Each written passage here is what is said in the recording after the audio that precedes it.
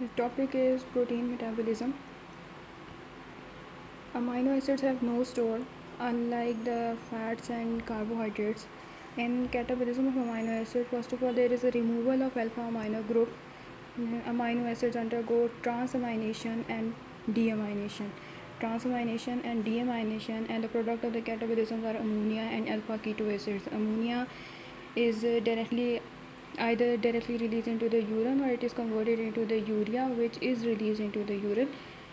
And the leftover product is alpha amino acid, that is a carbon structure that provides the intermediate of the energy producing metabolic pathway, and ultimately that produces the water, carbon dioxide, glucose, fatty acid, and the ketone bodies.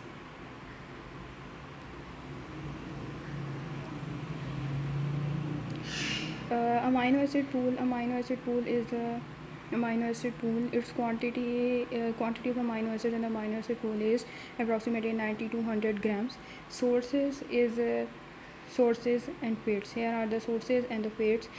Sources for the amino acid pools are that may be either endogenous, that is the degradation of the body protein. The source may be exogenous, that is from the diet, or the source of the amino acid pool is from the non-essential amino acids. Okay, the fates of amino acids in the amino acid pool is that the main source, the major contribution of amino acid is in the protein synthesis. And amino acid also provide the synthesis of the nitrogen containing molecules, that is the porphyrins, purines, pyrimides, and the neurotransmitters. And also amino acid is involved in the formation of the glucose, which is known as a gluconeogenesis. Also the glycogen, fatty acid, ketones, carbon dioxide, and the water.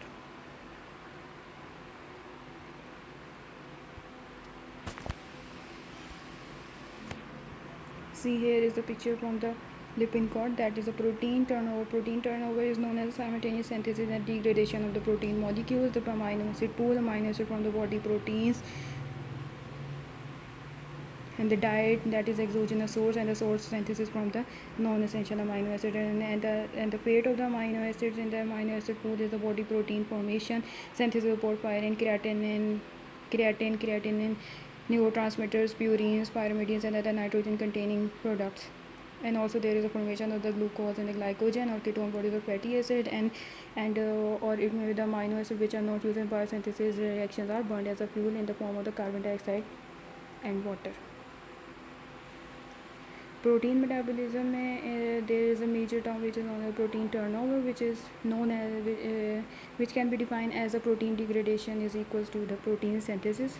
Means degradation and synthesis is equal. Input, that is from the diet, and is equals to the output, that is excretion or consumption.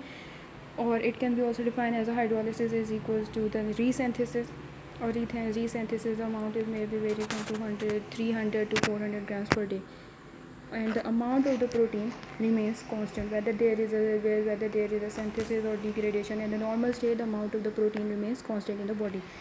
Now come over to rate, that is the short-lived proteins, such as they may include the regulatory protein or misfold the damaged protein. Definitely they have the short half-life.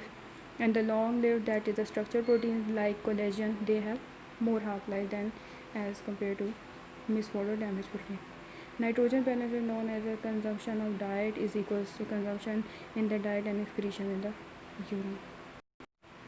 So the positive and the negative nitrogen balance. Positive nitrogen balance is in which the nitrogen intake is more than output or excretion, and the negative nitrogen balance is that in which the nitrogen secretion is more than the intake. For example, the positive nitrogen is in the developing state, like in the childhood, that is a growing state, recovering from the emaciating illness and pregnancy. And in negative nitrogen balance, there is causes may be like inadequate diet, lack of essential amino acids, and the physiological stress like the illness, stresses. And now the degradation of the amino acid or protein occur like in the lysosome, or there is also system which is known as ubiquitin proteasome system. In lysosome, there is a lysosome, ATP is not required, the enzyme is acid hydrolase, and it is not as much selective. So it involves autophagy, that is it involves cellular proteins, or heterophagy, or it may include the plasma protein. In ubiquitin proteasome system, it occurs in the cytosol. ATP is required, and the proteolytic complex is present, which is known as a proteasome, and the degradation or the substrate is selective, like short-lived protein. Okay. Now, ubiquitin proteasome system, which is an ATP dependent first step in the ubiquitin proteasome system is the, first of all, it is ATP dependent. The first major step is the ubiquitination of the substrate, that is, in which the isopeptide linkage is developed between the alpha carboxyl group of the C terminal glycine of the ubiquitin and the amino group of the lysine in the protein, that is a substrate. Enzymes, that is a E1, E2 and E3 are involved. That is E1, function of E1 is that is it activates a ubiquitin and transfer it to the E2. E2 is involved in the conjugation, that is E2 binds with the ubiquitin, and the E3 acts as a ligase. It recognizes and interacts with the E2 and ubiquitin. Now the second step is that there is a subsequent addition of the ubiquitin molecule, that is 4 or may, and leads to the formation of the polyubiquitin chain.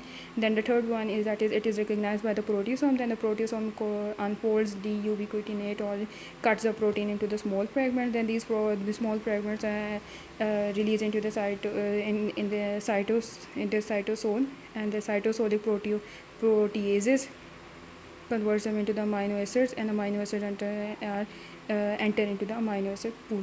Here is a picture for there is a summarization, that is a cellular protein, that is a protein or substrate to be degraded here are ubiquitinated and forms the polyubiquitin chain, and this is recognized by the proteasome, and the ATP is utilized in this product. And proteasome releases ubiquitin, and these small fragments are taken up by the proteases, which convert them into the amino acids, and amino acids are sent to the amino acid pool.